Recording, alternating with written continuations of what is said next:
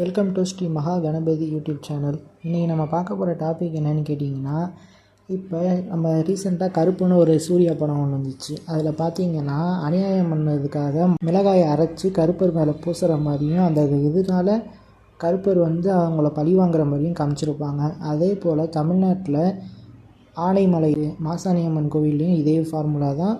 மிளகாயை அரைச்சி பூசினா எதிரிகளை அவங்க தட்டி கேட்பாங்கன்னு ஒரு நம்பிக்கை இருக்குது. அதே போல் மடப்புறத்தில் காளியம்மனுக்கு காசி வெட்டி போட்டால் அவங்களும் அநியாயத்தை தட்டி கேட்பாங்கன்னு ஒரு இது இருக்குது. வெட்டுடையார் காளியம்மன் கோவில் இருக்குது, அங்கேயும் காசு வெட்டி போட்டால் வெட்டுடையார் காளியம்மன் நியாயம் கேட்பாங்கன்னு ஒரு நம்பிக்கை நிலவுது.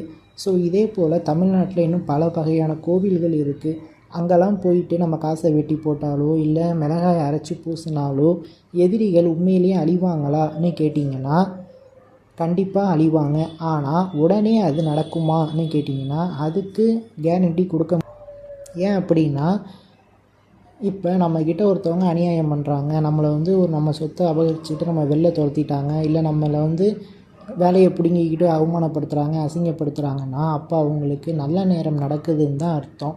நமக்கு நல்ல நேரம் இல்லை, நமக்கு ஒரு கெட்ட நேரம் நடக்குதுன்னு தான் அர்த்தம். அதனால தான் நம்ம அடுத்தவங்கக்கிட்ட அசிங்கப்பட்டு அவமானப்பட்டு எல்லாத்தையும் இழந்துட்டு நம்ம நிற்கிறதுக்கு காரணம் நமக்கு கெட்ட நேரம் நடக்குதுன்னு அர்த்தம். ஸோ அவங்களுக்கு சொத்துக்கு மேலே சொத்து சேருது, நம்ம சொத்தை பிடுங்கிக்கிறாங்க, நம்மளை அசிங்கப்படுத்திட்டாங்கன்னா அப்போ அவங்களுக்கு ஏதோ ஒரு நல்ல நேரம் நடக்குது, அதனால தான் அவங்க நினச்சது சக்ஸஸ் ஆகிருச்சின்னு அர்த்தம். ஸோ நம்ம அதனால அவங்க நம்மளுடைய இழந்துட்டு நம்ம போய் சாமிக்கிட்ட போய் மிளகாய் அரைச்சி பூசும் போதோ இல்லை காசு வெட்டி போடும் போதோ அது உடனே சிலருக்கு நடக்கும், சிலருக்கு காலதாமதமாக தான் நடக்கும். ஏன் அப்படின்னா அந்த நல்ல நேரங்கிறது அவங்களுக்கு முடியணும். அது முடிகிற வரைக்கும் கடவுள் காத்திருப்பாங்க.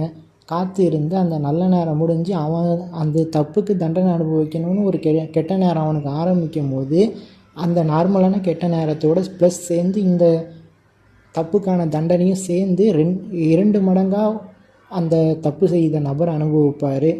ஸோ அதனால் உடனே இந்த மிளகாய் அரைச்சி பூசுறதாக இருந்தாலும் காசு வெட்டி போடுறதா இருந்தாலும் நடக்குமான்னு கேட்டிங்கன்னா சிலருக்கு நடக்கும், சிலருக்கு காலதாமதமாக கண்டிப்பாக நடக்கும். அதே போல் நம்ம பக்கம் நியாயம் இருந்தால் அது கண்டிப்பாக நடக்கும். அதே போல் நான் அரைச்சி பூசினேன், காசு வெட்டி போட்டேன், ஆனால் ஒன்றுமே நடக்கலை, சாமிக்கு கண் இல்லை காது இல்லைன்னா நம்ம சாமியை அதுக்காக திட்டக்கூடாது. அதே போல் அது வேலை செய்யலைன்னு சொல்லிட்டு மந்திரவாதிக்கிட்ட போய் பேயை ஏவி விடு, பிசாசை ஏவி விடுன்னு சொல்லி செய்வன சூனியம்னு சொல்லி அந்த மாதிரியும் நம்ம போயிடக்கூடாது. ஸோ அந்த மாதிரி போனாலும் அது நம்ம வம்சத்தையே அழிக்கிற மாதிரியான நம்ம வம்சத்தை அழிக்க நம்மளே செய்வனை வச்சுக்கிட்ட மாதிரி ஆகிரும். அவங்கள அழிச்சிட்டு திருப்பி அது நம்மக்கிட்டே நம்ம வம்சத்தையும் காலி பண்ணிடும். ஸோ அதனால் உங்கள் பக்கம் நியாயம் இருக்குது, நியாயம் இருந்து மற்றவங்க உங்களை ஏமாத்துறாங்கன்னு நீங்கள் தெரிஞ்சுக்கிட்டிங்கன்னா நீங்கள் கடவுள்கிட்ட முறையிடுங்க, இந்த மாதிரியான வேண்டுதல்களை செய்யுங்க, அது உங்களுக்கு கண்டிப்பாக பலனளிக்கும். அதே போல் ஒரு பழமொழியே உண்டு, அரசன் அன்று கொள்வான் தெய்வம் நின்று கொள்ளும்னு. தெய்வம் நின்று தாங்க கொள்ளும், உடனே கொள்ளாது. அது நேரம் காலம் பார்த்து தான் ஆப்பு வைக்கும், ஆனால் வச்சா முரட்டுத்தனமாக வைக்கும். ஸோ அதனால் கடவுள் நம்பிக்கையை கைவிடாமல் கடவுள்கிட்ட உங்கள் குறைகளை ஒப்படைச்சிருங்க. ஸோ அவருக்கு தெரியும் கண்டிப்பாக எப்படி அவங்கள பழி வாங்கணும், எப்போ அவங்கள உங்கள் காலில் விழ வைக்கணும்னு. ஸோ அதுக்கேற்ற மாதிரியான ஒரு ஷெடியூலை அவர் க்ரியேட் பண்ணுவார்.